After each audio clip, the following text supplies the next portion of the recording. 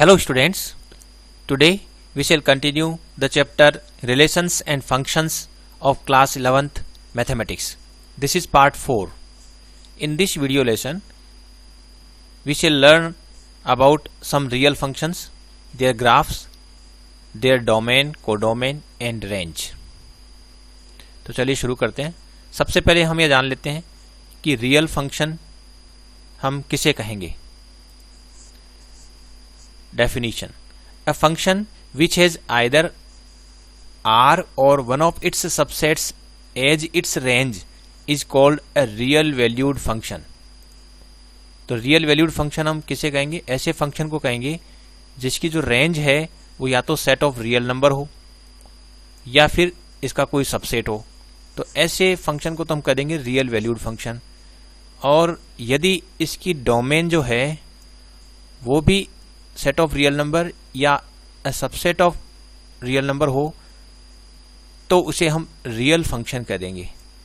यदि हम इसे सरल तरीके से समझें तो यूं कह सकते हैं कि मान लीजिए हमारे पास एक कोई फंक्शन है f है और it is defined from a to b है।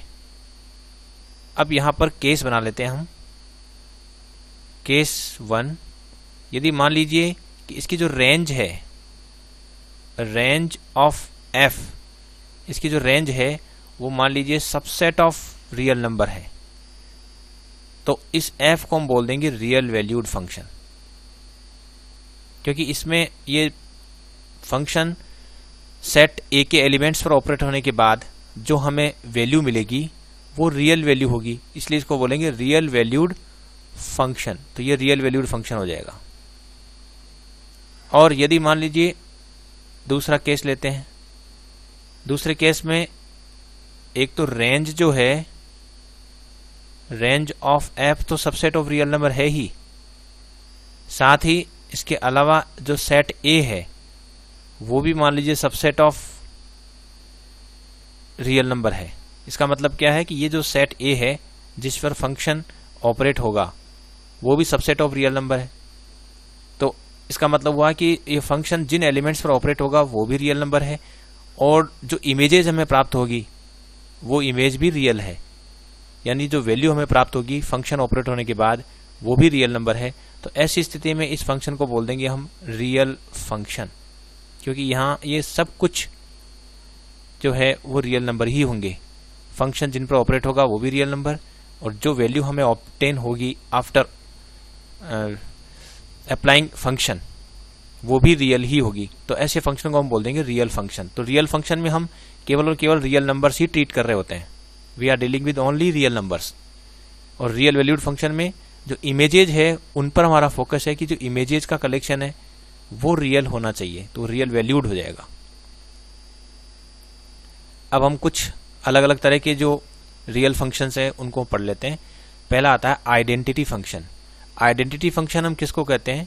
मान लीजिए कोई फंक्शन है f और वो set of real number two set of real number है और इस तरह से डिफाइन कर दिया हमने fx is equal to x। तो इस फंक्शन की खासियत ये है कि इसमें हम x की वैल्यू कुछ भी रखें वापस हमें x ही मिल रहा है। जैसे सपोज मैं f1 की वैल्यू कैलकुलेट करूं तो f1 1 ही आएगा, f2 जो है ये भी मुझे 2 ही प्राप्त होगा। यदि मैं करता हूं f हाफ तो मुझे हाफ ही मिलेगा। जो वैल्यू, इसका मतलब क्या है कि एक तो कोई भी वैल्यू और उसकी जो इमेज है बोथ आर इक्वल। तो ऐसे फंक्शन को हम कहेंगे √2 पर ऑपरेट होगा तो अगेन √2। तो जो वैल्यू, जिस वैल्यू पर ऑपरेट होगा वो रियल होनी चाहिए। बस रियल वैल्यू पर ऑपरेट हो रहा है और रियल वैल्यू हमें वापस, सेम वैल्यू हमें वापस मिल रही है। तो ऐसे फंक्शन को हम बोलेंगे आइडेंटिटी फंक्शन। और इसका यदि ग्राफ बनाए तो बहुत आसानी तरीके से बना सकते हैं, क्योंकि 2 पे 2, 4 पे 4 इस तरह से हमें मिलेगी। और ये जो ग्राफ है एक स्ट्रेट लाइन आ रही है तो इसको हम लीनियर फंक्शन भी कहते हैं। ऐसा फंक्शन क्या होता है? लीनियर फंक्शन होता है जिसका ग्राफ एक स्ट्रेट लाइन होती है। तो ये लीनियर फंक्शन भी है।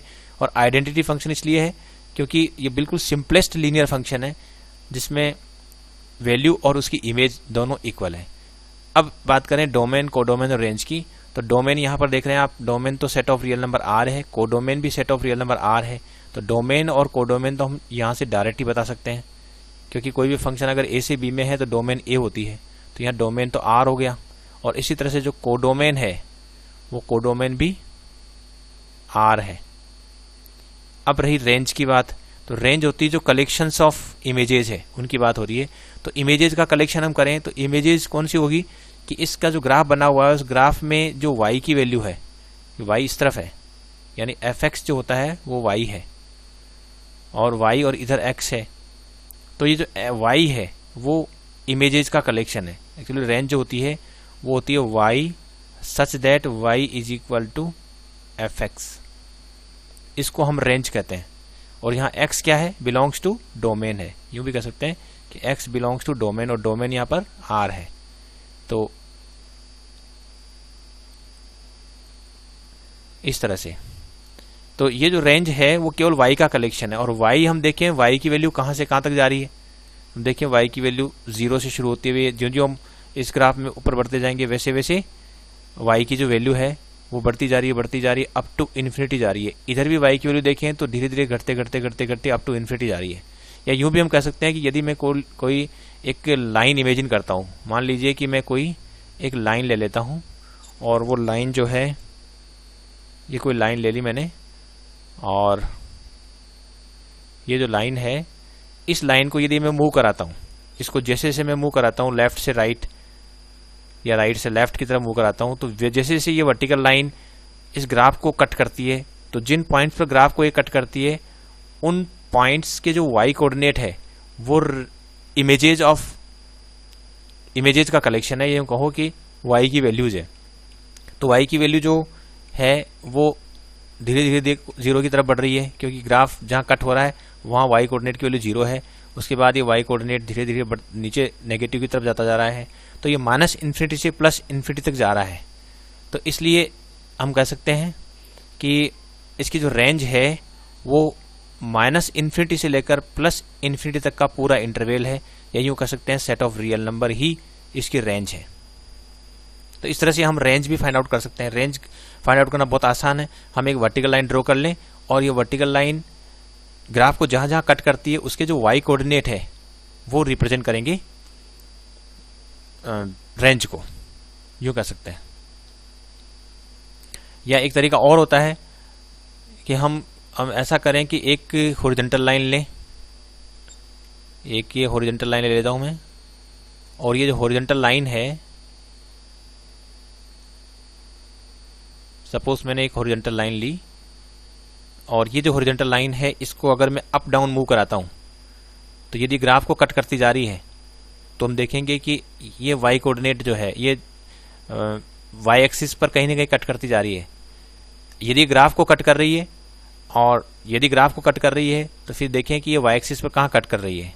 जैसे यहाँ -6 पर कट कर रही है तो -6 रेंज में शामिल होगा। इसी तरह से यहाँ पर -5 भी रेंज में शामिल है, -4 भी रेंज में शामिल है। इस तरह से तो हम ये तरीका भी अपना सकते हैं कि एक हॉरिजॉन्टल लाइन ड्रॉ करें और यदि ये ग्राफ को कट कर रही है तो ये हॉरिजॉन्टल लाइन की जो हाइट है that will represent range, some element of range, यूँ कह सकते हैं। वो रियल नंबर जो हाइट्स है, एक तरह से हाइट्स का कलेक्शन हो गया। जितनी भी हाइट्स है उन हाइट्स का कलेक्शन हम कर लेंगे तो वो रेंज हो जाएगी। तो ऐसा भी हम कर सकते हैं। चलिए, कांस्टेंट फंक्शन। कांस्टेंट फंक्शन बहुत ही सिंपलेस्ट फंक्शन है और ये इस तरह से होता है। ये फंक्शन जो है ये भी R टू R है और इसमें जो fx है ये हमेशा एक कांस्टेंट होता है जिसको हम c कह दें। जैसे कि यहाँ fx इज इक्वल टू 3 कहा है, जैसे यहाँ fx इक्वल टू 3 का ग्राफ बनाया हुआ है, तो ये c की वैल्यू कुछ भी हो सकती है, 3 हो सकती है, हो सकता है 5 हो। अगर ये 5 है तो फिर ये लाइन जो है वो थोड़ी ऊपर चली जाएगी। जैसे मान लीजिए कि मैं एक लाइन ड्रॉ करूं और ये मैंने लाइन ड्रॉ करी और ये लाइन जो है जो जो नीचे की तरफ मूव करती जाएगी वैसे वैसे fx इज इक्वल टू 6, अभी fx इज इक्वल टू 4, अभी fx इज इक्वल टू 3, फिर fx is equal to 2, fx equal to 0, fx equal to -2, इस तरह से। तो ये ग्राफ हम इस तरह से ड्रॉ कर सकते हैं और इस तरफ जो है वो fx यानी कि y आ रहा है और इस तरफ जो है वो x है। इस समय जो लाइन का ग्राफ है, इस लाइन का जो ग्राफ है वो हम देख सकते हैं कि इस समय जो है इस लाइन का जो ग्राफ है, नीचे वाली लाइन का जो ग्राफ है, ये है fx इज इक्वल टू -4, क्योंकि ये -4 पर है। इसी तरह से इस लाइन का ग्राफ जो है वो x is equal to fx is equal to 3 है। तो कुल मिलाकर fx is equal to constant इसका ग्राफ हो गया। और इसका डोमेन तो R है, कोडोमेन भी R है। और यदि रेंज की बात करें तो रेंज जो है इसमें x की कोई भी वैल्यू रख दें, इमेज हमेशा ही C आ रही है, तो रेंज में केवल एक ही वैल्यू है C। अगर fx इक्वल टू 3 की बात करें तो रेंज में केवल 3, fx इज इक्वल टू -4 की बात करें तो रेंज में केवल -4, इस तरह से होगा। और यदि मैं यहाँ पर एक वर्टिकल लाइन ड्रॉ करूँ, जैसे कि यहाँ मैंने वर्टिकल लाइन ड्रॉ कर रखी थी, इसी लाइन को वहाँ आगे ले लेते हैं और इस लाइन को यदि मैं मूव कराता हूँ तो ये इस ग्राफ को जहाँ कट करती है, तो ग्राफ को जहाँ कट करती है उसका y कोऑर्डिनेट यदि मैं देखूँ तो ये हमेशा ही फिक्स है, y कोऑर्डिनेट हमेशा ही कितना है, 3 है। तो इस पर्टिकुलर ग्राफ के लिए y कोऑर्डिनेट हमेशा ही 3 आएगा, इसलिए 3 जो है वो रेंज में शामिल हो गया। fx इक्वल टू c है तो उसमें ये जो वर्टिकल लाइन है ये केवल उसको y is equal to c पर कट करेगी, जहाँ कट करेगी वहाँ का y कोऑर्डिनेट हमेशा c होगा, तो रेंज c होगी। तो इस तरह से हम समझ सकते हैं। तो ये कांस्टेंट फंक्शन हो गया। Polynomial function, a function f r to r is said to be polynomial function, उसको हम पोलिनोमियल फंक्शन कर देंगे if for each x in r y is equal to fx is equal to a0 plus a1x plus a2x square plus, इस तरह का जो format अगर कहीं पर भी है, किसी फंक्शन का फॉर्मेट इस तरह का है तो उसे हम पोलिनोमियल फंक्शन कर देंगे, जहां पर ये जो a0 a1 a2 ये तो क्या कोफिशिएंट है और ये सभी रियल नंबर है, ये सभी रियल नंबर है और ये x जो है वेरिएबल है और n एक नॉन नेगेटिव इंटीजर है। दूसरी बात, ये जो है पोलिनोमियल फंक्शन जो है, यदि इसमें an मान लीजिए जो an है ये इज नॉट इक्वल टू 0 है और n एक नॉन नेगेटिव इंटीजर्स का मतलब हो गया कि हमेशा होल नंबर है या होल नंबर कह सकते हैं। तो जो होल नंबर है वो नेगेटिव नहीं होगा, 0 1 2 3 ऐसे सारे n की वैल्यू 0 1 2 3 कुछ भी हो सकती है। और अगर an is not equal to 0 है तो ऐसी स्थिति में इसमें x की पावर n की टर्म जरूर मिलेगी, तो इसको बोलेंगे n डिग्री पोलिनोमियल। अगर ऐसी स्थिति है कि an is not equal to 0 तो उसको बोलेंगे n डिग्री या polynomial of degree n, polynomial function of degree n कहेंगे। तो इस पोलिनोमियल फंक्शन की जो डिग्री है वो कहलाएगी n, तब कहलाएगी जब x की पावर n का जो कोफिशिएंट है वो नॉन जीरो हो, यानी an नॉन जीरो हो। अब इसके एग्जांपल हम क्या ले सकते हैं, जैसे मान लीजिए मैंने एक फंक्शन लिया और इसको लिख दिया 2x स्क्वायर माइनस √3x, तो ये एक पोलिनोमियल फंक्शन है। +7 भी कर दिया तो ये भी एक पोलिनोमियल फंक्शन है और ये चूंकि इसकी डिग्री 2 है इसको क्वाड्रेटिक पोलिनोमियल फंक्शन कहेंगे। और यहाँ पर हम ये देखें कि कोएफिशिएंट्स देखें क्या है, तो कोएफिशिएंट्स x का कोएफिशिएंट या 2 है, x का कोएफिशिएंट या -√3 है और कांस्टेंट टर्म यहाँ पर +7 है। तो ये जो a0 a1 a2 है उसी तरह से ये कोएफिशिएंट है, all are real number, belongs to real number होने चाहिए, तो बिलोंग्स टू रियल नंबर है, तो ये क्या हो गया, एक पोलिनोमियल फंक्शन हो गया। इसी तरह से और भी एग्जांपल ले सकते हैं हम, जैसे मान लीजिए मैं कोई फंक्शन लेता हूँ gx और उसको लिख देता हूँ 5/7x, इतना सा लिख देता हूँ, तब भी कोई दिक्कत नहीं है क्योंकि इसमें x की टर्म आ रही है, ये टर्म आ रही है और x का जो कोफिशिएंट मिल रहा है हमें वो कोफिशिएंट भी क्या है, रियल है, क्योंकि रेशनल नंबर रियल होता है। यहाँ जैसे ये इरेशनल नंबर भी रियल है तो 5.7 भी रियल है, तो ये भी क्या हो गया, एक पोलिनोमियल फंक्शन हो गया। लेकिन यदि मान लीजिए कि मैं कुछ ऐसा कर देता हूँ कि जैसे hx इज इक्वल टू ये कर देता हूँ 3/x प्लस 8x स्क्वायर, ऐसे कर देता हूँ, तो इसमें जो x स्क्वायर का कोफिशिएंट तो ठीक है 8 आ रहा है, लेकिन यहाँ जो x की पावर है वो क्या होनी चाहिए, नॉन नेगेटिव इंटीजर होनी चाहिए। लेकिन यहाँ यदि मैं इसको आगे सिंप्लीफाई करता हूँ तो ये 3 × x की पावर -1 में जा रहा है और प्लस 8x स्क्वायर हो रहा है। तो यहाँ जो टर्म दिख रही है ये टर्म जो है ये प्रॉब्लमेटिक टर्म है, ये जो टर्म है ये टर्म प्रॉब्लम क्रिएट कर रही है, क्योंकि यहाँ x की जो पावर है वो कैसी आ गई, माइनस में आ रही है। x की पावर माइनस में आते ही फिर ये now this is not a polynomial function, this is not a polynomial function. तो पोलिनोमियल फंक्शन में वेरिएबल की पावर जो है वो नॉन नेगेटिव यानी कि होल नंबर होगी, ये ध्यान रखना है। और जो कोएफिशिएंट है वो रियल नंबर ही चलेंगे। इन दो बातों को ध्यान रखेंगे तो वो हम पहचान लेंगे कि पॉलिनोमियल फंक्शन किस तरह का होता है। The function defined by are some examples of polynomial functions. ये पॉलिनोमियल फंक्शन के एग्जांपल क्यों है? क्योंकि यहाँ x क्यूब का कोएफिशिएंट 1 है, x स्क्वायर का कोएफिशिएंट -1 है और कांस्टेंट टर्म है, तो इसमें बिल्कुल भी प्रॉब्लम नहीं है। पावर भी जो है वो नॉन नेगेटिव इंटीजर है। और यहाँ भी देखिए तो x की पावर जो है वो 4 है, x की पावर 1 है, तो नॉन नेगेटिव इंटीजर यानी कि होल नंबर है। और कोएफिशिएंट भी जो है वो रियल नंबर दिख रहे हैं, √2 और -1। तो ये सब क्या है? All examples of polynomial function. ये पॉलिनोमियल फंक्शन हुई। लेकिन यदि मैं hx इक्वल टू लिखता हूँ x cube plus 2x raise to the power 2/3, अब ये x की पावर क्या हो गई? फ्रैक्शन हो गई। x की पावर क्या होनी चाहिए थी? x की पावर जो है वो नॉन नेगेटिव इंटीजर होनी चाहिए थी। तो ये जो है ये प्रॉब्लम हो गई। इसका मतलब ये दिक्कत होगी। इसकी वजह से जो है this is not a polynomial function, this is not a polynomial function. Similarly this ux will also not be a polynomial function, क्योंकि यहाँ पावर जो है -4 आ रही है, इसकी वजह से ये नॉन नेगेटिव की जगह नेगेटिव पावर हो गई x की पावर, इसलिए ये भी पॉलिनोमियल फंक्शन नहीं है। तो इस तरह से हम पहचान सकते हैं कौन से पॉलिनोमियल फंक्शन है और कौन सी नहीं है। अब इन जनरल तो पॉलिनोमियल फंक्शन बहुत कॉम्प्लिकेटेड होता है, लेकिन हम इनमें से कुछ टिपिकल तरह के पॉलिनोमियल फंक्शन की स्टडी कर सकते हैं। जैसे कि आप यहाँ ग्राफ देख रहे हैं, इस ग्राफ में जो ग्राफ जिस फंक्शन का ड्रॉ किया गया है ये जो फंक्शन है वो है इस तरह का f(r)(r) है, और fx जो है वो x² है। यदि मैं इसका ग्राफ ड्रॉ करता हूँ तो ग्राफ इस तरह का हमें मिलेगा, क्योंकि जैसे जैसे मैं x की वैल्यू रखता जाऊँगा, जैसे सपोज यहाँ मैं यहाँ एक टेबल बना लेता हूँ जिसमें f और fx is equal to x² की वैल्यूज की वैल्यू आ रही है। इस तरह से कुछ वैल्यूज में ले लेता हूँ और फिर उन वैल्यूज के बेसिस पर ये ग्राफ में ड्रॉ करता हूँ बिटवीन fx एंड x। देखते हैं, सपोज मैं यहाँ 0 रखता हूँ तो यहाँ 0 आ जाएगा। -1 रखने पर कितना आएगा? -1, तो -1 होल स्क्वायर तो 1 आ जाएगा।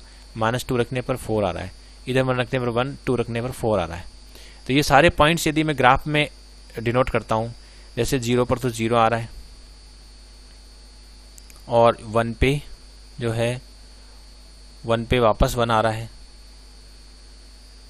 1 पे 1 ही आ रहा है, और 2 पे 4 आ रहा है, 2 पे 4 आ रहा है, 2 पर 4। इसी तरह से -1 पे 1 आ रहा है और 2 पे 4 आ रहा है, यहाँ वैल्यू आ जाएगी 2 की सीध में यहाँ पर आ जाएगा। तो ये सारे पॉइंट्स यदि मैं प्लॉट करता हूँ तो यहाँ जो ग्राफ बन रहा है वो स्ट्रेट लाइन नहीं बन रहा है, तो ये लीनियर ग्राफ नहीं है, तो ये लीनियर फंक्शन नहीं है।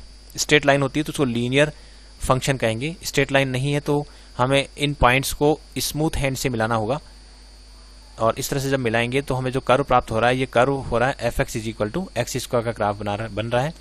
तो एक तो ये पॉलिनोमियल फंक्शन है क्योंकि इसमें x की पावर है और उसका कुछ कोएफिशिएंट है। ये पॉलिनोमियल फंक्शन ऑफ डिग्री 2 है।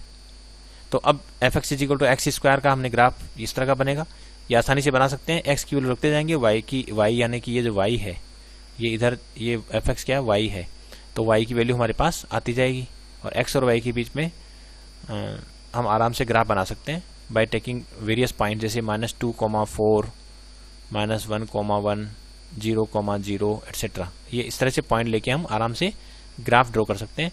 और यदि पॉइंट्स कम पड़ रहे हैं तो हम और पॉइंट्स ले सकते हैं, 3 लेंगे तो 9, तो ग्राफ का आइडिया और अच्छा लगता जाएगा यदि हम ज़्यादा से ज़्यादा पॉइंट लेते हैं। तो रहा इसका डोमेन, कोडोमेन और रेंज। तो डोमेन यहाँ से दिख रही है, कोई भी फंक्शन जब ऐसे लिखा जाता है f(r)(r) तो इसका मतलब है कि ये जो पहला वाला है r वो तो क्या है? डोमेन में आ गया, क्योंकि f(a)(b) जो होता है वो डोमेन ए डोमेन हो जाता है और सेकंड वाला पार्ट को डोमेन हो जाता है। फंक्शन के मामले में ये तो बिल्कुल स्पष्ट है। तो इसमें केवल रेंज की रहती है प्रॉब्लम की रेंज हम कैसे कैलकुलेट करें। तो चलिए हम रेंज कैलकुलेट कर लेते हैं। तो रेंज हम कैसे कैलकुलेट करेंगे? तो रेंज में हमें पहले की जैसे एक लाइन लेनी पड़ेगी, तो पहले से वहाँ से जो लाइन ली है वही ले लेते हैं। सपोज मैं ये लाइन जो है ले लेता हूँ,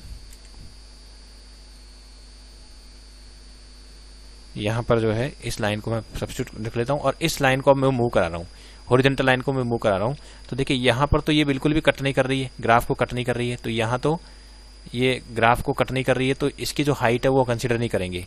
लेकिन हम यहाँ से ये ग्राफ को कट करना शुरू कर रही है। तो अभी इसकी हाइट 0 है, इसके बाद जैसे जैसे ऊपर जाएंगे वैसे वैसे इसकी हाइट बढ़ती जा रही है, ग्राफ को कट भी कर रही है ये, और ये ग्राफ को इन्फाइनाइट तक कट करेगी। यहाँ से हम स्पष्ट है कि इसकी ये जो अभी लाइन है, हॉरिजॉन्टल लाइन है, ये ग्राफ को कट करती जा रही है, और इसकी जो हाइट है वो 0 से लेकर इन्फाइनाइट तक बढ़ रही है।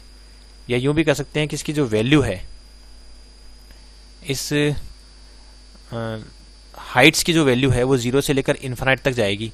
तो इसके बेसिस पर मैं डायरेक्ट लिख सकता हूँ कि इसकी जो रेंज है वो रेंज आएगी आपकी 0 से शुरू होके इन्फिनिटी तक, यहाँ तक की रेंज आ जाएगी, ये इसकी रेंज हो जाएगी। या इसको सिंपली हम कह सकते हैं कि R जो है पॉजिटिव, जितने भी पॉजिटिव रियल नंबर है सब, और इसके साथ साथ में हम यदि इसमें 0 को भी शामिल कर लें तो ये इसके रेंज हो जाएगी, ये कह सकते हैं पॉजिटिव रियल नंबर इंक्लूडिंग 0, ये इसके रेंज हो जाएगी। इसको हम दूसरे तरीके से भी समझ सकते हैं। दूसरे तरीके से कैसे समझेंगे? मान लीजिए कि मैं एक वर्टिकल लाइन ले लेता हूँ, ये कोई वर्टिकल लाइन लेता हूँ और इसका कलर चेंज कर लेते हैं। सपोज ये वर्टिकल लाइन ली मैंने, और इस वर्टिकल लाइन को मैं मूव करा रहा हूँ, तो मैं देखूंगा कि ये वर्टिकल लाइन जो है इस ग्राफ को जहाँ कट करती है उसका वाई कोऑर्डिनेट किस तरह से बदल रहा है।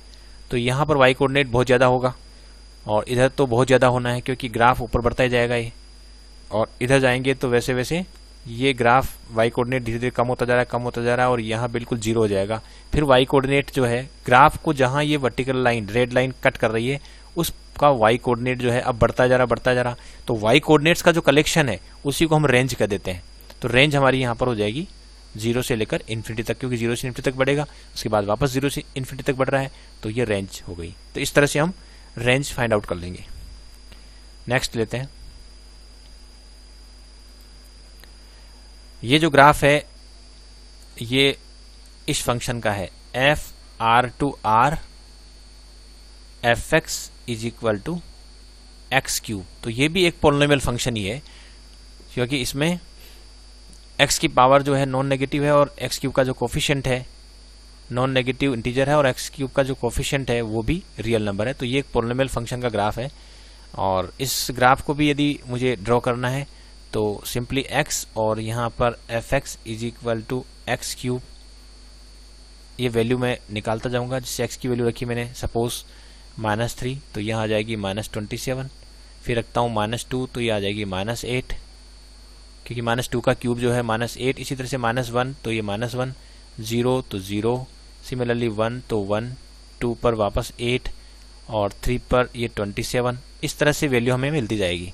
तो यदि मैं इसको ग्राफ प्लॉट करता हूँ तो ग्राफ इस तरह का बनेगा, क्योंकि जैसे जैसे वैल्यू 0 से अबव बढ़ती जा रही है वैसे वैसे एक्स क्यूब की जो वैल्यू है, इस तरफ एक्स क्यूब है, f x is equal to x cube है, ये वाई है इस तरफ, और वाई जो है वो ये वाई है, y is equal to f x.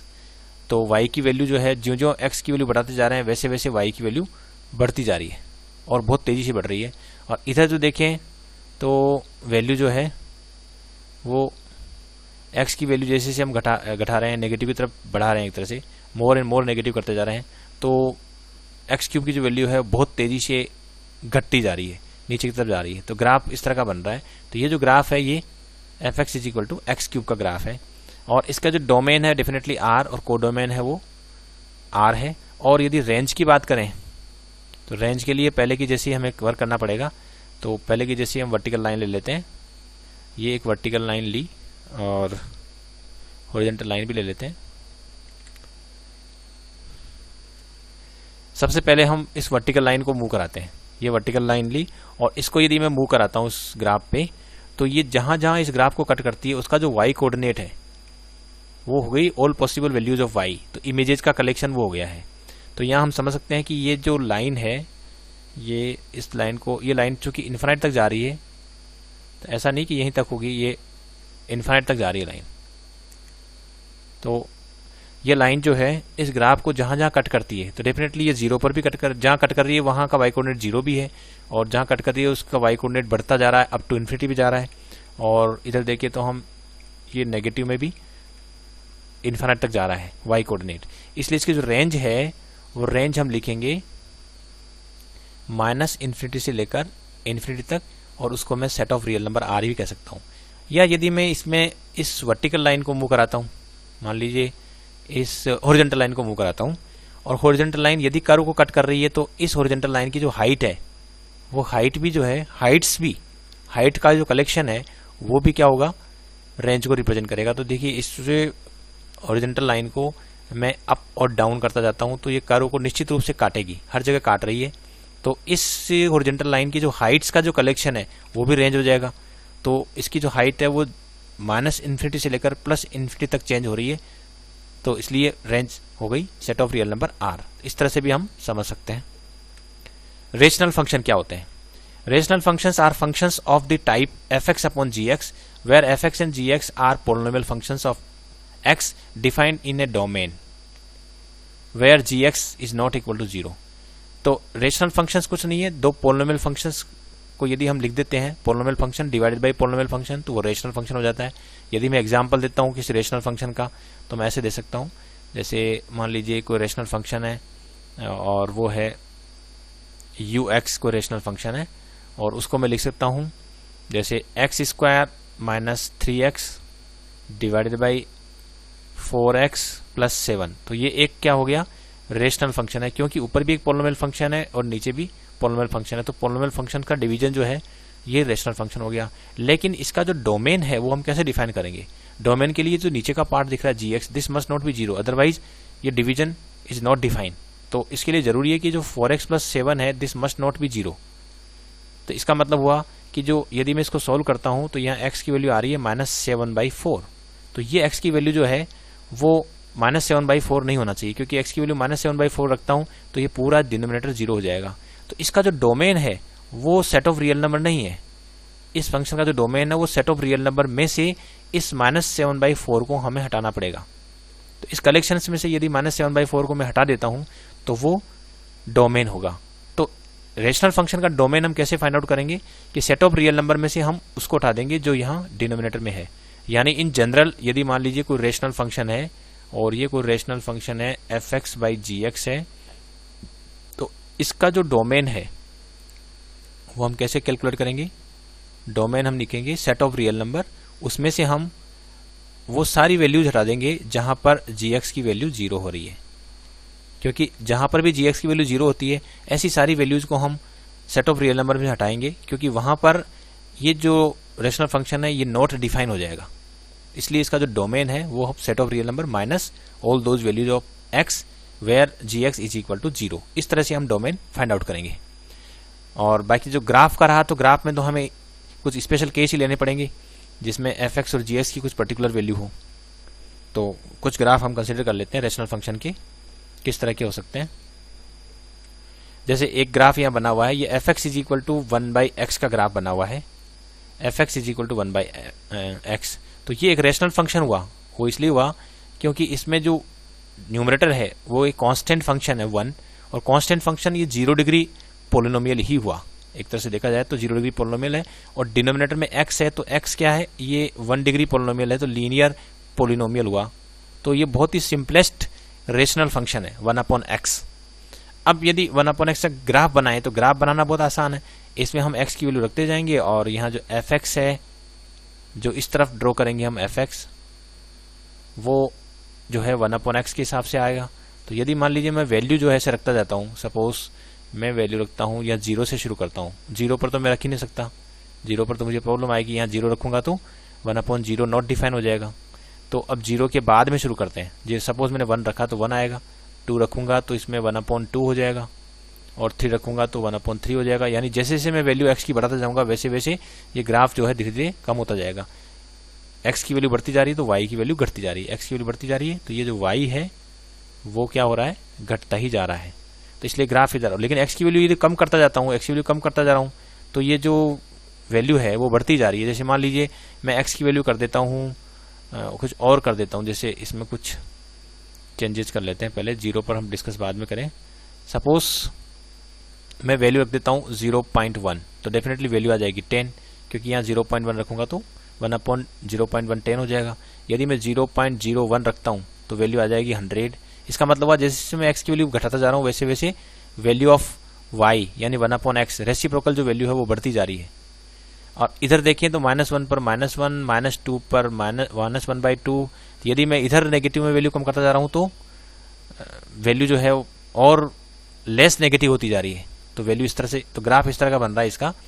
और यदि मैं कोई भी वर्टिकल लाइन कंसीडर करता हूँ इसके रेंज फाइंड आउट करने के लिए, तो देखेंगे कि वर्टिकल लाइन इस ग्राफ को जहां जहां कट करती है उसका जो वाई कोऑर्डिनेट है वो रेंज को बताएगा। तो ये वर्टिकल लाइन ले लेता हूं,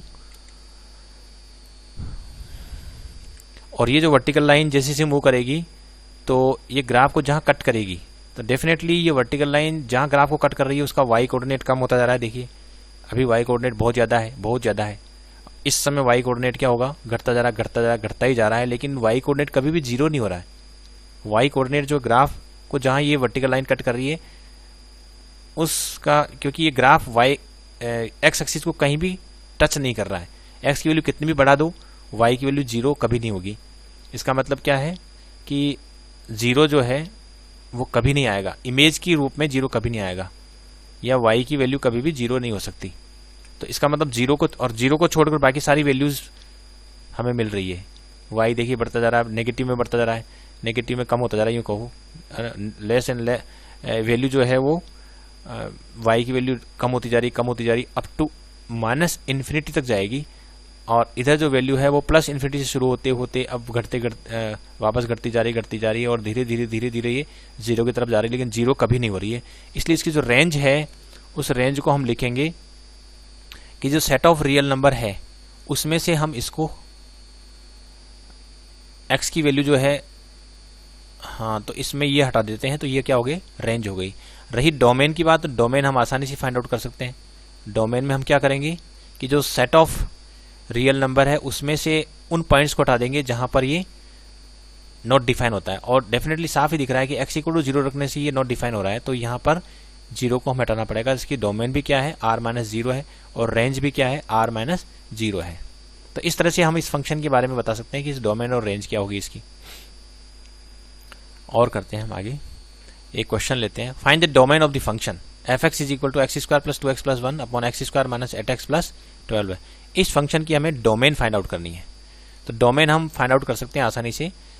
इसकी जो डोमेन है ये रेशनल फंक्शन है डेफिनेटली, क्योंकि ये पोलिनोमियल डिवाइडेड बाय पोलिनोमियल है, तो डोमेन हो जाएगा r ऐसी जहां पर भी ये x² - 8x + 12 0 होता है, ऐसे सारे हमें x हटाने पड़ेंगे। तो x सच दैट ये जो gx है जहां 0 होता है उन पॉइंट्स को हम सेट ऑफ रियल नंबर में से हटा देंगे। तो इसको हम सोल्व करते हैं और इससे जो वैल्यू आती है उसको हम इसमें से हटा देंगे। इसको मैं आसानी से सोल्व कर सकता हूँ, इधर अलग से सोल्व कर लेते हैं कि x² - 8x + 12 = 0। इसको सोल्व किस तरह से करें, तो 6 2 12 हो रहा है, तो मिडिल टर्म को हम ऐसे स्प्लिट कर देते हैं। और यदि मैं इसको आगे फर्दर सोल्व करता हूँ तो ये x - 6 × x - 2 हो जाएगा = 0। तो डेफिनेटली इसमें जो x की वैल्यू आएगी वो एक तो 6 आ जाएगी, एक 2 आ जाएगी। तो इसका मतलब हुआ कि सेट ऑफ रियल नंबर है उसमें से यदि मैं 2 और 6 को हटा देता हूँ तो वो इसकी डोमेन हो जाएगी। तो कोई भी जो रेशनल फंक्शन है उसकी डोमेन हम कैसे फाइंड आउट करेंगे, जो डिनोमिनेटर है पहले उसको = 0 सेट करेंगे, उससे जो x की वैल्यू आएगी उन वैल्यूज को हम सेट ऑफ रियल नंबर में से हटा देंगे। इस तरह से उसकी डोमेन फाइंड आउट, क्योंकि जो भी ये x की वैल्यू 2 और 6 आती है तो x की वैल्यू 2 और 6 पर ये डिनोमिनेटर 0 हो रहा है, तो वहां पर ये फंक्शन नॉट डिफाइन हो जाएगा। ऐसे पॉइंट्स को हम हटा देंगे और इस तरह से रेशनल फंक्शन की डोमेन हम फाइंड आउट कर सकते हैं। एक और question, the function f is defined by f(x) = 1 - x when x is less than 0, 1 when x is equal to 0, x + 1 if x is greater than 0. Draw the graph of f(x). इसका graph draw करना है। अब ये जो function है थोड़ा अलग तरह का फंक्शन है। इस फंक्शन की खासियत ये है कि x की डिफरेंट वैल्यूज के लिए फंक्शन किस तरह से वर्क करेगा या x पर किस तरह से ऑपरेट होगा ये फंक्शन, वो अलग अलग जो x की वैल्यू है उसके लिए अलग अलग तरीके से ये ऑपरेट हो रहा है। जब x नेगेटिव है, when x is less than 0, तो फिर ये x पर ऑपरेट होगा तो 1 - x मिलेगा। और x = 0 पर यदि ये ऑपरेट होता है, f0 कैलकुलेट करना है तो हमें ये फॉर्मूला लगाना है। जब x पॉजिटिव है तो हमें ये फॉर्मूला लगाना है। इसका मतलब ये हुआ, सिंपल वे में अगर समझें तो अगर मुझे मान लीजिए f-2 कैलकुलेट करना है तो मुझे पहले देखना पड़ेगा कि जिस पर ये ऑपरेट हो रहा है, ये फंक्शन जिस पर ऑपरेट हो रहा है, जिस x पर ऑपरेट हो रहा है उस x की वैल्यू क्या है। तो x की वैल्यू -2 है, नेगेटिव है, तो नेगेटिव यहाँ ये वाले इसमें आ रहा है x इज लेस देन 0 पर, लेकिन जब x इज लेस देन 0 है तो हमें ये फॉर्मूला काम में लेना है। यानी कि इसमें हमें क्या करना है, 1 माइनस एक्स है ना, इस फॉर्मूले में हमें x की जगह -2 रखना है, और x की जगह इसे -2 रखूंगा तो वैल्यू आ जाएगी 3। और इसी तरह से मान लीजिए इसमें f0 कैलकुलेट करना है, तो f0 कैलकुलेट करने में हम ये पहला फॉर्मूला काम में नहीं ले सकते, क्योंकि x की वैल्यू 0 है, और जब x की वैल्यू 0 है तो फॉर्मूला ये नहीं ले सकते। जब x की वैल्यू नेगेटिव होती है तब ये फॉर्मूला काम में लेना है। x की वैल्यू 0 तो हमें ये फॉर्मूला काम में लेना है, तो ये फॉर्मूला ये काम में लेते हैं मिडिल वाला, तो f0 की वैल्यू 1 आ जाएगी। अगर मान लीजिए मुझे f3 की वैल्यू कैलकुलेट करनी है, तो अभी यहाँ x पॉजिटिव है, x पॉजिटिव है तो फॉर्मूला ये काम में लेना है। तो ये क्या है, फंक्शन कभी कभी इस रूप में डिफाइन कर दिया जाता है, और जब फंक्शन इस तरह से डिफाइन कर देते हैं तो फिर हमें अलग अलग x की वैल्यू के लिए पहले देखना पड़ेगा कि जो हम जिस x की वैल्यू पर इस फंक्शन को ऑपरेट कर रहे हैं, या फंक्शनल वैल्यू हम फाइंड आउट करना चाहते हैं x के लिए, तो उस x को पहचानना पड़ेगा x क्या है, पहले कौन से रीजन में आ रहा है, x इज लेस देन 0 में आ रहा है, x इज ग्रेटर देन 0 में आ रहा है, या x इज इक्वल टू 0 में आ रहा है। उसके अकॉर्डिंग हम फॉर्मूला काम में लेंगे और फिर हम वैल्यू निकालेंगे। f3 निकालना है, तो चूंकि 3 पॉजिटिव है, 3 इज ग्रेटर देन 0 है, तो हम ये वाला फॉर्मूला काम में लेंगे x+1 वाला। और यदि ये वाला फॉर्मूला मैं काम में लेता हूँ, x+1 वाला जो फॉर्मूला काम में ले रहा हूँ, इसमें मुझे क्या करना पड़ेगा, x इज इक्वल टू 3 रखना है, यानी fx की जो फॉर्मूला है वो ये लेना पड़ेगा, और उसमें जब वैल्यू पुट करेंगे तो ये आ जाएगा 4। इस तरह से हम वैल्यू फाइंड आउट करेंगे, और जब हम वैल्यू फाइंड आउट कर लेंगे तो उसको हम प्लॉट कर सकते हैं और ग्राफ आसानी से ड्रॉ कर सकते हैं। तो चलिए इसका ग्राफ ड्रॉ कर लेते हैं नेक्स्ट पेज पे। इसको फंक्शन को हम नेक्स्ट पेज पे ले लेते हैं। ये फंक्शन था और इसका ग्राफ ड्रॉ करना है, तो इसके लिए सबसे पहले तो हम टेबल बना लेते हैं। टेबल में हम क्या करेंगे कि यहाँ पर x रखते हैं और इधर fx देखते हैं। तो सबसे पहले देखिए, जब x पॉजिटिव है उस समय तो हम कौन सा फॉर्मूला काम में लेंगे। सपोज x पॉजिटिव है तो यहाँ शुरू करते हैं, सपोज 1 2 3 4। तो इस समय हम जो फॉर्मूला काम में लेंगे वो लेंगे x+1 वाला। तो यहाँ x+1 वाला फॉर्मूला काम में लेंगे, क्योंकि x पॉजिटिव है, तो ये हो जाएगा 1+1 यानी कि 2। फिर जब यहाँ रखेंगे तो ये हो जाएगा 2+1 यानी कि 3, यहाँ हो जाएगा 3+1 यानी कि 4, 4+1 यानी कि 5। ये तो हुआ जब x की वैल्यू ग्रेटर देन 0 है। और यदि मैं एग्जैक्ट 0 रख देता हूँ तो फिर फॉर्मूला मुझे ये वाला काम में लेना पड़ेगा, और इसकी वैल्यू आ जाएगी 1। और यदि मैं नेगेटिव में रखता हूँ, सपोज -1 -2 -3 -4 ऐसे रखता हूँ, तो अब वैल्यू हम इस फॉर्मूले से निकालेंगे। फर्स्ट फॉर्मूला हमारा काम करेगा, तो 1 - x इसमें वैल्यू पुट करेंगे, तो 1 -1 तो ये हो जाएगा 1+1 2। इसी तरह से ये रखेंगे तो 1 - -2 तो ये आ जाएगा प्लस का 3। इसी तरह से यहाँ रखेंगे तो 1 - -3 तो ये आ जाएगा प्लस का 4, 1 - -4 तो ये आ जाएगा प्लस का 5। अब हम ये जो वैल्यूज आ रही है डिफरेंट डिफरेंट हमारे पास, इसको लेकर हम आसानी से ग्राफ ड्रॉ कर सकते हैं। तो चलिए ग्राफ ड्रॉ कर लेते हैं। सबसे पहले हम जो x एक्सिस है, ये x एक्सिस हो गया और ये y एक्सिस हो गया। तो y एक्सिस की तरफ तो हम ले लेते हैं फंक्शन fx और इधर ले लेते हैं x। अब ग्राफ ड्रॉ कर रहे हैं, x इज इक्वल टू 1, ये पहले पॉइंट इस पर हाईलाइट कर लेते हैं। सपोज 1 यहाँ पर है, 2 यहाँ पर है, 3 4 5 इस तरह से है, 1 2 3 4 5। इसी तरह से नेगेटिव वैल्यू में देखिए -1 -2 -3 इस तरह से है। इसको 0 को हम थोड़ा सा रिमूव कर देते हैं यहाँ से, और यहाँ पर है -1 -2 -3 -4 -5 इस तरह से है, और 0 यहाँ पर है बिल्कुल। अब हम इस पे देखें इधर की 1 पे वैल्यू 2 आ रही है, तो इधर भी हमें थोड़ा प्लॉट करना पड़ेगा, 1 2 3 4 5 6 इस तरह से। तो अब इसमें कह रहा है कि 1 पे वैल्यू 2 आनी है, तो 1 पे वैल्यू 2 तो मतलब पॉइंट यहाँ आ गया हमारे पास। इसी तरह से 2 है तो 2 पर पॉइंट हमारे पास, 2 पर 3 आ रही है तो वैल्यू हमारे पास यहाँ आ गई, और 3 पर जो वैल्यू आ रही है वो आ रही है 4, तो वैल्यू करीब करीब यहाँ आ गई हमारे पास। इस तरह से वैल्यू आ गई। 0 पर जो वैल्यू है वो 1 आ रही है, 0 पर वैल्यू कितनी आ रही है, 1 आ रही है, तो ये पॉइंट हमारे पास ये आ गया। तो x इज ग्रेटर देन 0 जब होता है, ये जो रीजन है इधर वाला रीजन, ये क्या है, x इज ग्रेटर देन 0 वाला रीजन है। और इसमें जो फंक्शन है, इस तरफ जो फंक्शन है वो है हमारा fx is equal to 1 - x, जो एक लीनियर फंक्शन है। ये कैसा फंक्शन है, लीनियर फंक्शन है। और यदि लीनियर फंक्शन है तो ग्राफ जो बन रहा है वो स्ट्रेट लाइन बनेगा। तो इधर हम स्ट्रेट लाइन ग्राफ बना देंगे, इधर इस तरफ ऐसे बना सकते हैं, और f 0 पर ये 1 आ रहा है तो 1 तक पहुंच रहा है। इसी तरह से मैं इधर बात करें, जब x इज लेस देन 0 है तो उस समय जो fx है वो है x प्लस, यहाँ पर जो था fx जो है x प्लस 1 था, यहाँ पर fx क्या था, x प्लस 1 था। और यहाँ बात करें तो यहाँ fx है 1 माइनस x है, तो ये भी एक लीनियर है और ये भी लीनियर था। तो ये लीनियर है तो ग्राफ इधर भी क्या बनेगा, स्ट्रेट लाइन बनेगा। -1 पर वैल्यू आ रही है 2, -1 पर वैल्यू 2 आ रही है, -2 पर वैल्यू 3 आ रही है। इस तरह से हमें वैल्यू मिलती जा रही है। तो मैं इधर भी ग्राफ बनाऊंगा तो ग्राफ मेरा इस तरह से बनेगा। तो इस तरह से मैं ग्राफ बना सकता हूँ।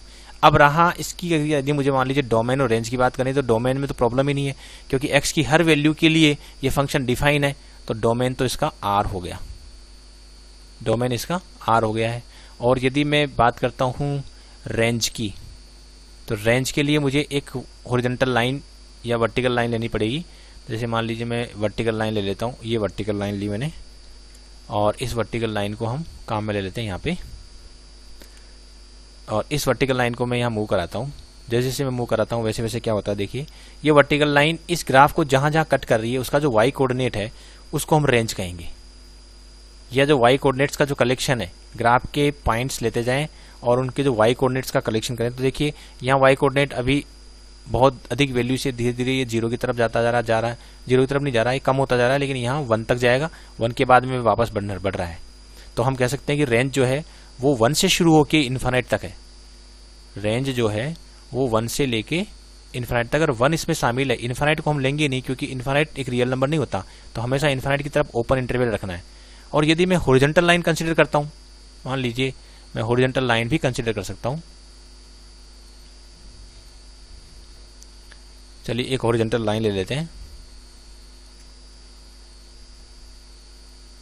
ये हॉरिजॉन्टल लाइन ले ली, और यदि इस हॉरिजॉन्टल लाइन को मैं मूव कराता हूँ तो अभी ये ग्राफ को कट कर रही है, इसलिए इसकी जो हाइट है वो रेंज में शामिल होगी।